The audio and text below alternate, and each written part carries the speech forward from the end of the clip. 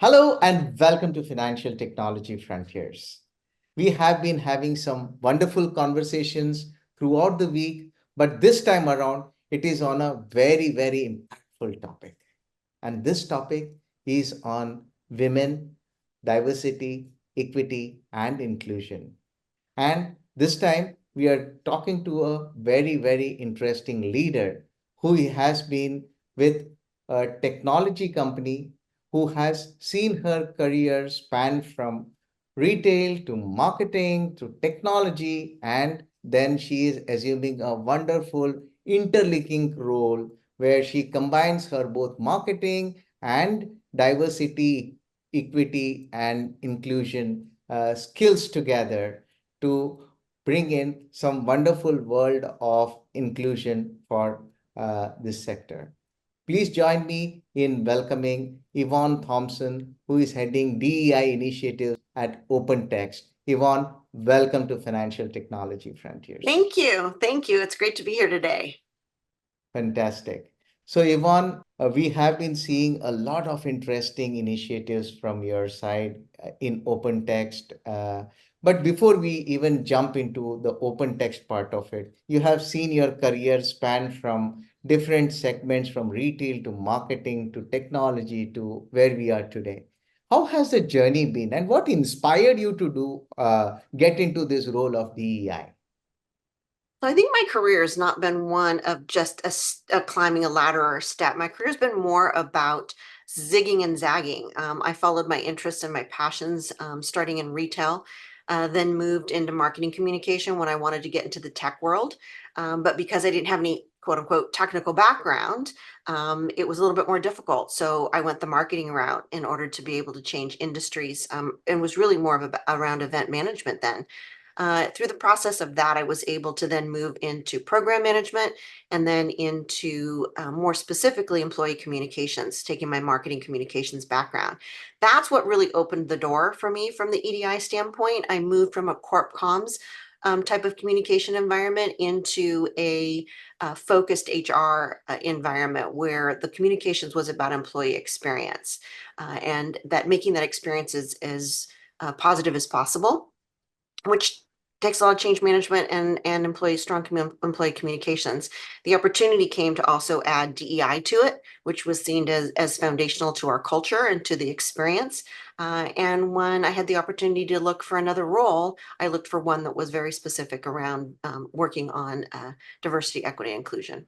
Superb. And I think that's a great career move because, first of all, getting into the technology company without a lot of technology background is difficult. And after that, getting into that with some very interesting and deeply focused role like DEI is quite inspiring. So, just moving on and going ahead with what we have been reading across, especially when we see about participation of women, mentorship plays a very important Mhm. role. Okay. And you have yourself been a leader, you have been mentoring a lot of people. How important, according to you, is mentorship and to empower women across different level in organizations? And how are these mentorship programs that you run in OpenText, especially from your EDI perspective? Yeah. So I think mentorship and sponsorship is very important, and especially early in your career in order to be able to grow and develop and move forward. At OpenText, we have a strong mentorship program that was actually started by we call it Women in Worldwide Open Text Women. Our WOW group started it, I think 4 years ago, and it was about getting a mentor program, and it was built by one of the people in the organization, and we have it now open to all of our employee networks. And so it creates a place where you can learn more in the role that you're in, and also help to develop yourself. But I think having a group of mentors, not just one, to help you in different aspects, because I think many times when we're looking at what we do, especially for women, we tend to not look at the full range of what we can do. So it's about skills and knowledge and experience. And sometimes we look just at the list of skills, and if we don't have every one of them, we don't put ourselves out there. And that's why having that mentor or sponsor to push you forward and say, you've got that, you check that box, or you've got 4 out of 5, go ahead. And that makes a big difference. Interesting. And it is not merely a checkbox concept. I think it needs a lot more of passion, Mhm. enthusiasm, and empathy to work in this sector. Mhm. It does. It Now, really does. now, coming to the next point, I have been reading that OpenText is looking at 50-50 kind of gender parity in key roles and 40% of women in management positions. How are you trying to scale up towards that role when all over North America the position of women has not been as encouraging? How are you trying to make it up and go one above the rest and get this possible? Well, I think I'll start with how we look at equity, diversity, inclusion at OpenText overall. So we lead with equity, which is about fairness and how we create a fair and equitable environment in everything that we do. And so we have some natural diversity. We're looking for more diversity, and we focus on how do we, when we have that diversity, make sure everyone feels included. So we have 5 impact pillars that we're looking at in order to achieve these goals. The first is awareness. We have 9, 10 employee networks now that create that awareness, that really drive participation across the company. We have specific initiatives on hiring and developing. That is our second pillar, to make sure that we have the availability in the talent pool all the way through for these roles.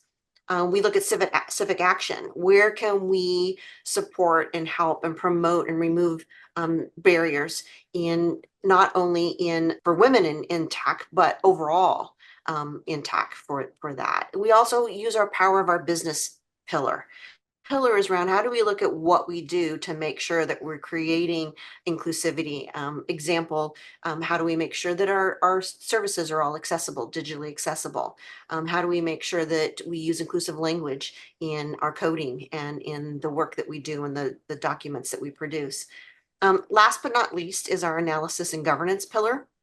That's making sure that we measure what's most important for us. So having these really ambitious and goals for 2030 gave us that starting point to look at. But then we had to go back and figure out how we were going to do that. So we have some great dynamic dashboards. I meet regularly with the senior leaders of each of our organizations to see where they are against the goals of 40% women in leadership and 50-50 gender parity, and really looking around the initiatives that we can put in those pillars to help drive to the goals that we have. Superb. So it is not that you just set the milestone, but you also have understood the how to achieve it. So that Yes. is more important because that how and the step that you would take to achieve it makes a lot more difference. Yeah. Superb. Superb. Now, as a women leader, you have come from non-technology background, but you have been dealing with a lot of people in this technology company, which is probably one of the best technology companies in the world.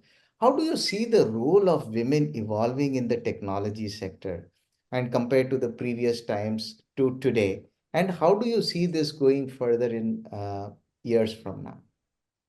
Yeah, I mean, there's certainly a lot more women graduating than there were before, but still not enough. I think that that's one of the areas that still need to evolve, is make sure that in particular the computer sciences, the sciences overall, have more women in than before. Computer science isn't. So I'd love to be able to figure out, and I'm sure everyone would, what it takes to keep women into that piece of technology or that piece of the STEM field to do that. But as an overall evolution, I just think it's become more natural and more comfortable for women to be in many of those roles. I think definitely when you look at the support areas or the G&A areas, there are already a lot of women working at tech companies.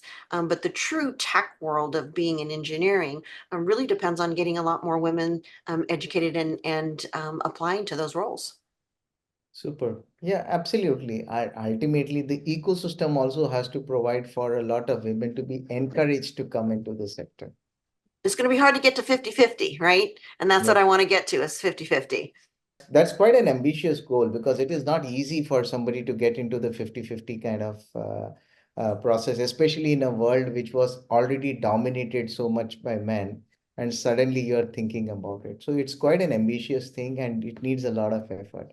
Now, just coming towards the role of mentors and mentorship, of course, it is not just mentors, but also you would require support of the top management and the male colleagues as well. It has to be a joint effort of the organization, not just by an individual, but even from the opposite gender. So how have you been able to successfully acquire this? How supportive you have been, male colleagues have been, and even the top management has been in acquiring this for you? Yeah, so I don't think that's it's been any magic thing that I've done coming in. It was there when I came, and it was one of the primary reasons that I looked at this role and accepted the role is because it starts with the core belief at our company that the future of growth has to be both sustainable and diverse. We're a global company. The world seems to be getting smaller, not bigger.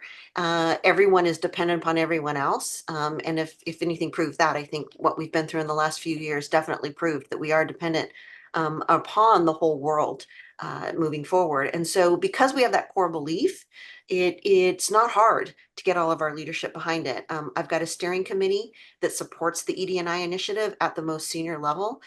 It is a majority of our executive leaders that play a role on that team. If they're not on my steering committee, our senior leadership team, our broader executive group, are sponsors and participants in all 10 of our employee networks. They have an executive sponsor that is in the SLT, our senior leadership group. So I've been really, really lucky in this role and at this company that it is very natural. It is just part of who we are to do that. So I haven't had to do a lot of work to bring them in. It's just a really great place to work. Oh, you have been there at the right place at the right time Right place too. in the right time. It helps. It helps. That's quite interesting. And I think not everyone is as lucky because many of them have to work hard towards achieve it as well. So it is not just the flow of the water, but automatically they have to generate the current themselves as well. Many. This whole initiative at OpenText was driven by our CEO. As a matter of fact, I have the book that he wrote right here, the Quarantine Chronicles. Okay. And there's 4 chapters. You see my tabs in it because when I first started, I was learning from where he wrote about during the quarantine how he started looking at the sustainability and the inclusiveness that was needed and how we built the ED&I team through that. And so when you start with that level of participation and understanding and support, uh, you get some really big ambitious goals and go for it. Absolutely. Absolutely. It is basically the the from the top, the flow that comes from the top definitely percolates down to every branch of the organization, and that is probably what is happening.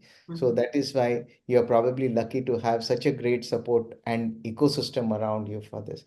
And as a DEI or EDI professional, what is your giveaway to the future career enthusiasts who really want to build a sustainable world for women in financial services and fintech industry? Any thoughts that you would like to share as a closing remark? I can tell you a little bit about my own career and what I found that was helpful in me staying in the workforce. With 2 small children, both my husband and I got very, very, very ill. My face was paralyzed. He was hospitalized with a rare uh, illness. And we looked at each other and we said, young kids, what are we going to do? And in many cases, what happens is the woman says, I'm going to stay home. For us, my husband stayed home. He raised our boys. He did all of that. And I was able to go back to work and be able to, I think, move forward more quickly because I had that kind of support. But it wasn't easy. It wasn't easy from a standpoint that we don't give both sides the support in being able to do that. It was very difficult and awkward for him at school with all of the room moms. And for me, I was still being told, oh, well, you need to get home to the kids. So, we were doing what we thought was right. And I think we raised 2 boys who now would see equal support of women in the workforce. We hear a lot of times when men say, well, I have a daughter, of course I want it. Well, I think if you have a son, that's where you bring that gender partnership in. And so I was very, very lucky to have that gender partnership with my husband. And I think if I was going to change one thing to make it more sustainable and equitable and inclusive, it would be to make sure that we had that true gender partnership. And we don't have that yet. It's still not there. Yeah, in fact, you can probably create new possibilities with that gender partnerships and creating a world that can probably inspire people to have better gender partnerships in Yes. that area. It's going to be hard for us to get to gender parity without gender partnership. That's all in you have to write it from upstairs and get it there. Mhm. Definitely. So And has it been a very comfortable thing for getting back to you into the career from for you from your parenthood, or was it also difficult or challenging? We didn't have a lot of maternity leave here in the US. I went back 8 weeks after each one of my sons were born. It wasn't until 4 years after when the youngest was four, where I think the stress of all of that for both me and my husband was what caused that big change. And we had very serious conversations about how we were going to handle our careers and what we were going to do. Um, but it came down to the fact that it would be better for me to go back to work. But I don't think that everyone is comfortable making that decision or has the opportunity to make that decision. Many times you need to have both incomes in there. We decided to make some changes that would allow us to do that. Childcare was expensive, and so I just think that there's so many different ways that we can support women going back to work, from childcare options, which is the primary one, to also making it more comfortable and more easy for women to go back to work. Um, Interesting. those things. Absolutely. And I think it is definitely a big decision to take when you go back to work, because you have to balance both the boats, and it is not easy to balance both without making one of them rock. Mhm. So I it's had to quite. balance my mom, who has always worked. She owns her own company, saying I should be staying home when she never stayed home. So I'm like, this is the model you gave me. I'm just following that model. And I think we just have to have more of those models. Absolutely. And there is a lot of learning also that goes along with what you see around with your moms or with your, inspiring ladies around you. Fantastic, Yvonne. I think it was a great conversation, Thank you. and we would definitely be carrying a lot of interesting insights from this conversation into our report that we are coming in. And OpenText is also part of this report. And I would love to share you a copy of that as well as the interview when we come across it. Thank you Great. very much for your great support Thank for you. this.